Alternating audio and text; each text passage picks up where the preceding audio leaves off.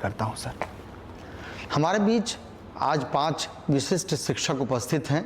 ये राष्ट्रीय शिक्षक पुरस्कार प्राप्त किया है इन्होंने 2022 में और 2023 में। मैं इन शिक्षकों का भी हार्दिक अभिनंदन करता हूं, स्वागत करता हूं। इन्होंने अपने कुछ प्रश्नों के साथ सर के साथ बात करेंगे। अपर मुख्य सचिव महोदय का धन्यवाद हम लोगों को आमंत्रित करने के लिए। मेरा प्रश्न है सर कि सरकारी उच्च माध्यमिक विद्यालयों में अब अधिकांश स्कूल जो हाई स्कूल थे अब उच्च माध्यमिक हो गए हैं। इंटरमीडिएट की पढ़ाई अब उनमें हो रही है, किंतु बच्चों की उपस्थिति कम हो रही है, विशेष रूप से विज्ञान में। मैं समझता हूँ कि उसके कई कारण हैं। एक तो सत्रारंभ देर से होना और सत्रावसान जल्दी हो जाना। दूसरा, कोचिंग्स का स्कूल के टाइम में ही होना, विषय विशेष के शिक्षकों का अभाव होना और कुछ हद तक शैक्षणिक उदासीनता भी। हम लोग इस पर आदर्शवादी बातें करते रहे, किंतु व्यवहारिक रूप से विशेष रूप से विज्ञान के विद्यार्थियों को स्कूल से जोड़ने के लिए क्या किया जाना चाहिए? देखिए, आज मैं एक 2-3 जिलों का मैं टीचर का जो पोस्टिंग का व्यवस्था है उसको समीक्षा भी कर रहा था, और मैं यही देख रहा था स्पेसिफिकली कि ऐसा कोई स्कूल छोटा तो नहीं है जहाँ पे साइंस का टीचर ना हो, मैथ्स का टीचर ना हो। तो ये हम लोग बहुत कोशिश में हैं कि ऐसा कोई स्कूल ना हो जहाँ पे साइंस, विज्ञान, मैथ्स या कोई हिंदी, सोशल स्टडीज़ और ये सब जितनी भाषाओं का है और जो कंपलसरी है, ये टीचर वहाँ मिसिंग ना रहे। यदि मिसिंग भी होते हैं तो बगल के स्कूल का डेपुटेशन या कुछ उस व्यवस्था से हम लोग उसको कोशिश करना चाहेंगे। तो ये हम लोग एडमिनिस्ट्रेटिवली हम लोग इसको पहले टैकल करते हैं। दूसरा है, कोचिंग वाला अभी भी बड़ा मेस है। मतलब ये कोचिंग का जो व्यवस्था है कि स्कूल टाइमिंग में ही बच्चे कोचिंग ले रहे हैं, ये अभी भी चिंता का विषय है। और मैं बार बार बोला भी हूँ कि स्कूल टाइमिंग में सरकारी जो स्टूडेंट और टीचर है वह कोचिंग संस्था में नज़र नहीं आएगा, और इस बार हम लोग कार्रवाई कर देंगे। तीसरा है, हम लोग ने अब आफ्टर द वेकेशन हम लोग बायोमेट्रिक अटेंडेंस भी शुरू कर रहे हैं ऑफ स्टूडेंट्स। इसलिए स्टूडेंट्स को ये कंपल्शन भी रहेगा कि अब उनको बायोमेट्रिकली उनको रिकॉर्ड कर रहे हैं। ऐसा नहीं है कि वो केवल कागज़ में लिख दिया प्रेजेंट और 4 दिन बाद आया है सब में प्रेजेंट मार्क कर दी। तो ये बायोमेट्रिक अटेंडेंस भी स्टूडेंट की शुरू होने वाली है। हम लोग वो व्यवस्था पे काम कर रहे हैं। और एक तीसरा, जैसे मैंने बाकी आप सभी से सुना कि एक इनर मोटिवेशन भी टीचर का होता है जो इस पूरी व्यवस्था को ड्राइव करता है। देखिए, सरकारी व्यवस्था में हम क्या अपर मुख्य सचिव हैं, सरकारी जिसको कहते हैं सरकारी कर्मी ही हैं। मतलब स्कूल में हम नहीं पढ़ा सकते हैं, हम केवल अनुरोध कर सकते हैं, हम मोटिवेट कर सकते हैं, हम सम्मान आपको दे सकते हैं, लेकिन उस विद्यालय में पढ़ाना आपका काम है। मतलब उस किस व्यवस्था से पढ़ाते हैं और कैसे, जैसे अभी बता रहे थे कि खेल खेल के गीत गा के, तो पढ़ाना तो आपको ही है। और ये आपके इनोवेशन और आपकी लगन और आपके कर्मठता पे ये सब निर्भर है। इस पर मतलब मैं ज़्यादा कुछ मेरा कंट्रीब्यूशन नहीं हो सकता है। सर नमस्कार सर, मेरा सवाल है कि गुणवत्तापूर्ण शिक्षा तो लगातार बेहतर हो रही है, पर मेरा सवाल है कि क्या माध्यमिक स्तर पर सर कक्षा 9वीं 10वीं के बच्चों के लिए कैरियर गाइडेंस या स्किल शिक्षा के लिए भी विभाग क्या कुछ प्रयास कर रहा है ताकि ये बच्चे और बेहतर बन सकें? देखिए, इस बार हम लोग मंथली मैगजीन भी ला रहे हैं और इस पर कार्रवाई चल रही है कि एवरी मंथ स्कूल में मैगजीन भी जाए, स्कूल मैगजीन भी जाएगी, जिसमें 1 to 5 एक मैगजीन जाएगी, 6 to 8 एक मैगजीन जाएगी और 9 to 12 जो है तो तीसरी मैगजीन जाएगी। और इस मैगजीन में जो छोटे वाले हैं 1 to 5 में तो मोस्टली मैथमेटिक्स और रीडिंग है, जिसमें सभी आप जैसे टीचर से भी कंट्रीब्यूशन से वो बनेगा। जो 6 to 8 है और 9 to 12 है, वो बेसिकली सब्जेक्ट और कैरियर ओरिएंटेड होगी। थोड़ा मैं धीरे धीरे, मतलब अचानक कैरियर तो नहीं बन सकता किसी का, तो धीरे धीरे उसको हम लोग पुश करेंगे कि साइंस में इंटरेस्ट है, मैथ्स में इंटरेस्ट है, रीडिंग में इंटरेस्ट है, हिस्ट्री में इंटरेस्ट है। तो इसलिए हम लोग सोच रहे हैं कि हम लोग जो कार्रवाई अब कर रहे हैं, तो जो मंथली मैगज़ीन है वो लाइब्रेरी में होगी ऑब्वियसली, और हम लोग ये उम्मीद करते हैं कि सभी स्टूडेंट्स जब लाइब्रेरी में जाएंगे इस मैगज़ीन्स को पढ़ेंगे, इस पर चर्चा क्लास में होगी और हर महीने होगी, तो अपडेटेड होगा। तो हम लोग का तो यही है कि ये कैरियर गाइडेंस इसी माध्यम से थोड़ा गाइड करें, और उम्मीद करेंगे कि टीचर उस मैगज़ीन को पढ़ के फिर आगे उसको ट्रांसमिट करें स्टूडेंट्स को। बहुत बहुत शुक्रिया सर। द्विजेंद्र सर, आपके कोई सवाल हो तो। आज हम लोगों को इस लायक समझे आप कि हम लोग भी कुछ शिक्षा के क्षेत्र में काम कर सकते हैं, तो इसके लिए सर आपको बहुत बहुत धन्यवाद, कोटि कोटि प्रणाम कि इतना बड़ा सम्मान पदाधिकारी का स्तर से जब से पुरस्कार मिला है, राष्ट्रीय शिक्षक पुरस्कार, तब से राज्य स्तर से लेके और जिला स्तर तक नहीं मिला था। तो वो सम्मान, और सबसे बड़ी पदाधिकारी हमारे सर्वा शिक्षा विभाग के पदाधिकारी के समक्ष हम अपनी बात को रख रहे हैं। ये खुशी भी है और गर्व तो हमको होना चाहिए ना कि इतने शिक्षाविद के बीच में मैं बैठा हूँ, और निस्वार्थ भाव से जो बच्चों की पढ़ाई करवाते हैं, मतलब हम लोग तो ये इतने सारे गाइडलाइंस तो कभी दिए नहीं, और एक निस्वार्थ भाव से जो अपने स्व प्रेरित होकर बच्चों को जो ज्ञान देते हैं, मतलब इसके लिए तो मैं सभी का नमन करता हूँ। सर, मेरा प्रश्न है, गुणवत्तापूर्ण शिक्षा में मेरा मानना है कि शिक्षक, छात्र और अभिभावक, ये तीन जो कड़ी है, इसका जुड़ाव जितना कस के होगा, फेविकॉल से हो या फेविक्विक से हो जुड़ाव, उतना ही शिक्षा में गुणात्मक सुधार होगा, बेहतर समाज का निर्माण होगा, और अन्य का हस्तक्षेप को थोड़ा कम किया जाए, और इन तीनों का जुड़ाव कितना ज़्यादा हो। अभी फेविकॉल लगा हुआ है, सोल्यूशन लगा हुआ है, उसको और जो साटने वाला चीज़ है, जोड़ने वाला चीज़ है, जो छूटे नहीं, ऐसा कोई व्यवस्था है तो। देखिए, मैं मतलब आपने अन्य बताया नहीं, अगर मुझे अन्य पता चल जाता तो मैं उस व्यवस्था को हटा ही देता। तो अब अन्य क्या है ये अब स्पष्ट नहीं मुझे किया, लेकिन हमारा मानना है कि 3-4 प्रकार के 4 स्टेक होल्डर हैं। एक तो शिक्षक हैं, एक स्टूडेंट है, एक अभिभावक है, और पंचायत के जनप्रतिनिधि हैं जो वहाँ पे गांव में घूमते हैं और गांव की व्यवस्था देखते हैं, और ये खोजते हैं कि बच्चा कौन बाहर है अंदर है।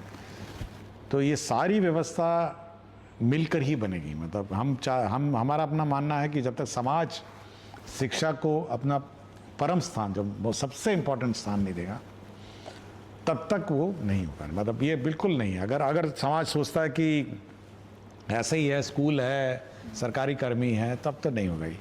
तो सभी को ये मतलब सोचना पड़ेगा कि जो शिक्षा का जो एक तो शिक्षा है सबसे इम्पोर्टेंट मतलब स्थान है, वो समाज को सोचना पड़ेगा। मुखिया जी हो, पंचायत समिति हो, या जो भी, और जीविका भी हो, और फिर ये जो फेविकॉल जिसकी बात करें, तीनों जुड़े हुए हैं, ये होना चाहिए। हमारी कोशिश है कि जो सरकारी व्यवस्था है, जो आपका बीईओ है और जो बाकी सरकारी कर्मी हैं, वो आपको परेशान न करें। यदि उसी को अपने अन्य बोला है तो बात अलग है। तो मेरा अपना है कि ना ही आपको उसके पास जाना पड़े और ना ही उसको आपके पास आना पड़े। मेरी ये है एक सबसे आइडियल व्यवस्था है।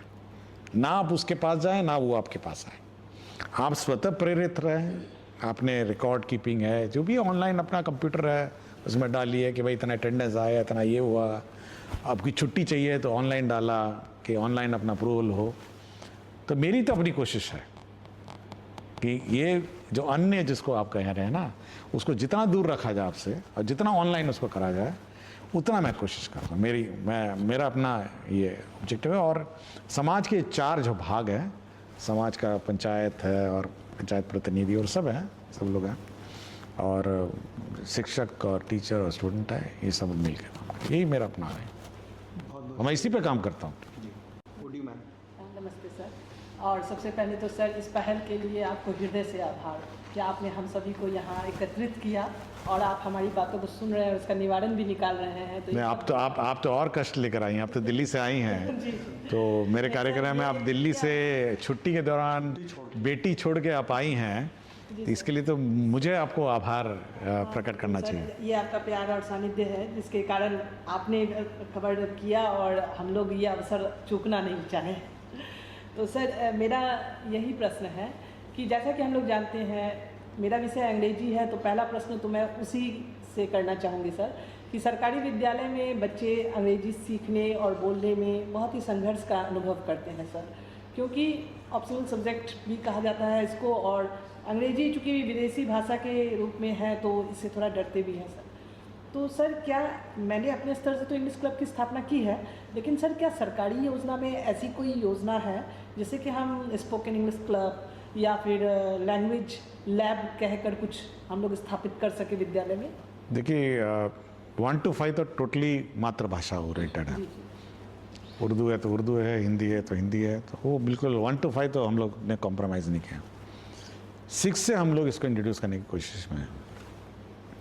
और जो मैगज़ीन की बात करते हैं इस बार जो हम लोग करेंगे, उसमें बहुत कुछ पन्ने अंग्रेज़ी के हैं, पर इंग्लिश स्टोरीज़ हैं, इंग्लिश ग्रामर है, इंग्लिश रीडिंग है, और धीरे धीरे उसको हम लोग, जैसे हम लोग भी मैगज़ीन पढ़ते थे बचपन में, तो कुछ हिंदी के पन्ने थे, कुछ इंग्लिश के पन्ने रहते थे, तो इस बार भी हम लोगों ने इंग्लिश के पन्ने डाले हैं।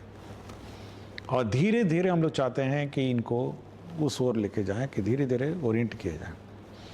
और आपके 9th 10th 11th 12th के बुक्स बाइलिंगुअल लाइब्रेरी में होंगे, मतलब एक तरफ इंग्लिश होगा, एक तरफ हिंदी होगा। तो जो भी हम लोग नहीं चाहते हैं कि सब बच्चे, जिस बच्चे को भी अंग्रेज़ी मीडियम में मतलब ओरिएंट करके आगे जाना है, कुछ लोग 10th के बाद अपना पॉलिटेक्निक करते हैं, ITI करते हैं, 12th के बाद अपना, तो जिसको भी इस स्ट्रीम में आगे जाना है तो वो एक तरफ इंग्लिश पढ़ सकता है और एक तरफ हिंदी पढ़ सकता है। सेम टेक्स्ट है, कन्वर्जन है। तो उससे क्या होगा कि बच्चा, बड़ी संख्या में किताबें, छोटी संख्या में नहीं है, हम लोग चाहते, हम लोग उसको बार बार रीप्रिंट करके, क्योंकि बहुत मोटी किताबें हैं, हम लोग चाहते हैं कि बच्चे इंग्लिश और हिंदी एक साथ पढ़ें और धीरे धीरे ये ट्रांजिशन होता रहे। कोई ज़ोर ज़बरदस्ती हम लोग ये करना नहीं चाह रहे हैं, और ये उसके इंटरेस्ट की बात है, उसके मोटिवेशन की बात है। और अगर वो इंग्लिश में ही आगे जाना चाहता है तो इंग्लिश पढ़ेगा, केमिस्ट्री में फार्मूला है तो इंग्लिश में पढ़ेगा, मैथ्स का फार्मूला है तो इंग्लिश में साइड में पढ़ेगा। ये हम लोग का कोशिश है। श्रीकांत सर। प्रणाम सर। मेरा सवाल है कि सर आप बच्चों को लेकर के एवं उनकी शिक्षा को लेकर के बहुत ही अधिक संवेदनशील हैं। मेरा ये सवाल है सर कि बच्चों के व्यक्तित्व विकास के लिए आप जितने तत्पर हैं, क्या बच्चों में इम्पैथी का विकास हो, इसके लिए सर आपके पास कोई कार्य योजना है? देखिए, मैं हमेशा कहता हूँ, जो आज का बच्चा है ना, 4 साल, 20 साल बाद यही आपके समाज का संचालक होगा। मतलब 4 साल 5 साल मतलब यही समाज में रहेगा। हम लोग तो बुजुर्ग हो जाएंगे, लेकिन समाज वही दिखेगा। अगर आज उसको ट्रैफिक नियम नहीं समझाएंगे, अगर आपको उसको सिविक सेंस नहीं समझाएंगे, तो 24 साल के उम्र में वो सिविक सेंस क्या हो, तो कुछ भी नहीं समझेगा। समाज में जो न्यूसेंस होता है ना, वो उस स्टेज से निकलता है। जैसे मैडम बता रही थी, किशनगंज में लड़की और लड़कों के बीच का जो कोऑर्डिनेशन है, अगर हम ये कोऑर्डिनेशन हम लोग बचपन से उनको नहीं सिखाएंगे तो भविष्य में बहुत समस्या खड़ा कर देगा। मतलब ये मतलब हो सकता है वायलेंस अगेंस्ट वुमेन हो जाए।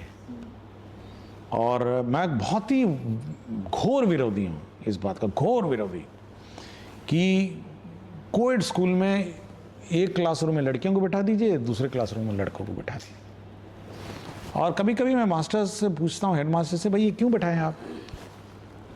तो उनका कहना था कि लड़के बहुत बदमाशी कर रहे हैं इसलिए लड़कों को अलग बैठा दिया और लड़कियों को अलग बैठा दिया। मैंने कहा ये बताओ यार, जब ये बाहर जाएंगे समाज में या घर ही जाएंगे ये, मतलब हर बार आपका 12 घंटे तो स्कूल में नहीं है, वो तो 4-5 घंटे हैं। सिखाना आपका काम था कि भाई लड़की और लड़के समाज में एक मतलब कोऑर्डिनेशन के रूप में या कोऑर्डिनेट करके कैसे रहें। वो तो बाहर जाकर तो क्या करेगा आप समझ सकते हैं, वो लड़की के साथ छेड़खानी कर देगा। तो ये जो शिक्षा है ना, शिक्षा, ये केवल स्कूल के इसका जो आउटकम है, इसका ये केवल वो जो घंटों से सीमित नहीं है कि सुबह 6 बजे आइए 12 बजे जाइए उसके बाद पिंड छुड़ाइए। नहीं नहीं, ये पूरा का पूरा आपके वर्तमान समाज का इफेक्ट करता है और भविष्य में भी यही आपको सामने दिखेगा।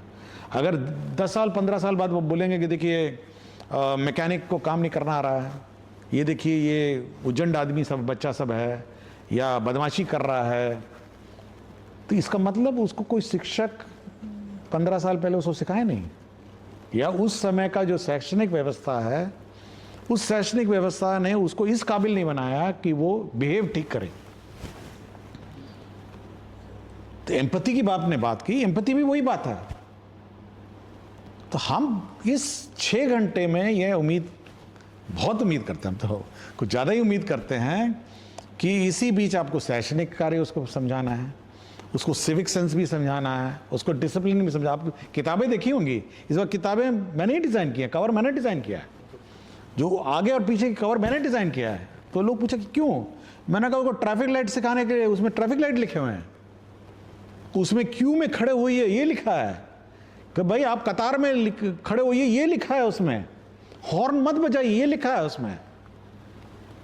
मैंने कहा भाई आप समाज में सिविक सेंस, वातावरण को साफ रखें, ये बने हुए चित्र आप नोटबुक को नोटिस नहीं किए होंगे कवर पेजों में, वो कवर पेज मैंने डिजाइन किए हैं। किताब का कंटेंट अलग है, कवर मैंने किया है, एक एक चीज उसका, कि बच्चे को चाहे किताब पढ़े नहीं पढ़े लेकिन ये कवर पेज तो पढ़ ले। समाज में एक सभ्य सिविक सेंस वाला व्यक्ति कम से कम रहे। ट्रैफिक लाइट है, उसमें बहुत कुछ आप पढ़िएगा देखिएगा, हाथ धोने का है, बहुत कुछ उसमें। तो ये सारा का सारा जो व्यवस्था है, शैक्षणिक व्यवस्था, ये केवल किताब के अंदर वाली पन्ने नहीं है, इसके अलावा बहुत कुछ है। एम्पैथी है, सिविक सेंस है, लड़का लड़की को इज्जत दे, सम्मान दे, यह भी है, यह भी बहुत इंपॉर्टेंट है। और ये स्कूल व्यवस्था को ही सिखाना है। अलग लड़की को बैठा दिए, लड़के को बैठा दिए, कहे कि चलिए 12 बज गया, घंटी बजाए, जाइए आप लोग अपना जाइए। नो नो, ये आप ही का काम है कि समाज का हर स्टूडेंट को उसके सिविक सेंस और उसके बिहेवियर चेंज लाना, ये स्कूल का काम है। मैं व्यक्तिगत रूप से अपने शिक्षा विभाग और बिहार विद्यालय परीक्षा समिति के बीच सामंजस्य का अभाव देखता हूँ। यद्यपि बिहार विद्यालय परीक्षा समिति ने परीक्षा प्रणाली को पारदर्शी बना दिया है, बावजूद कुछ कार्यों से पठन पाठन बुरी तरह प्रभावित हो रहे हैं। जैसे मैं बताना चाहूँगा, वर्ग 10 और 12 की सेंटर परीक्षाएं अक्टूबर माह में हो जाती हैं और उनकी मुख्य परीक्षा फरवरी में हो जाती है। यदि इसे दिसंबर में लिया जाता तो बच्चों को 2 अतिरिक्त माह पढ़ने के लिए मिलता।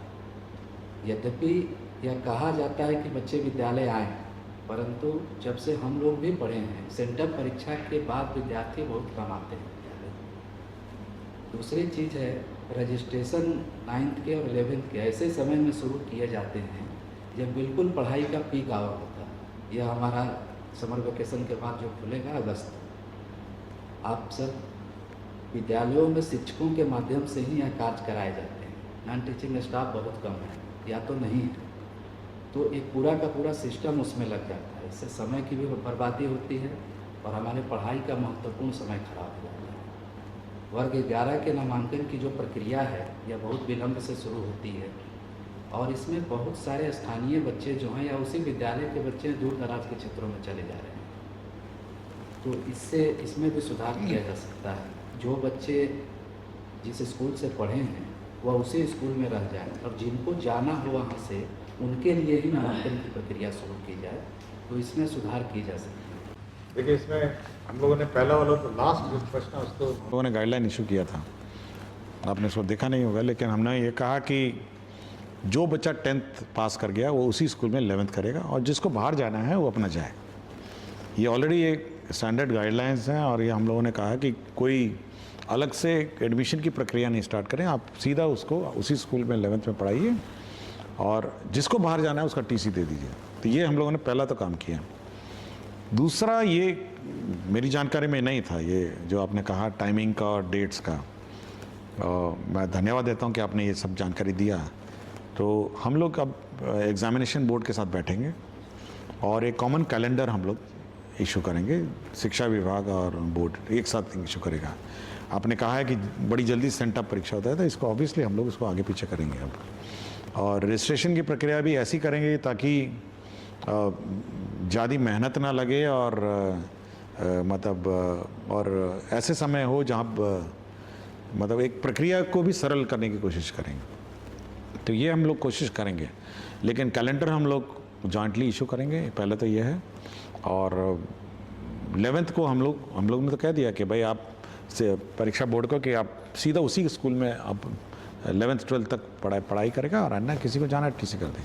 तो ये हम लोगों ने ऑलरेडी इशू कर दिया लास्ट में। व्यवहारिक नहीं है सर, अभी जो लिस्ट जारी हुए हैं उनमें से उस विद्यालय के बहुत सारे बच्चे बाहर चले गए। जैसे मेरे विद्यालय उन्होंने अप्लाई किया होगा, उन्होंने अप्लाई किया, फर्स्ट ऑप्शन में डाला हुआ है। अच्छा, ये हम देख लेते हैं, हो सकता है कि उन्होंने वो मेरिट मैं इसको चेक करता हूँ, मैं आई जस्ट चेक। एक प्रश्न और था सर,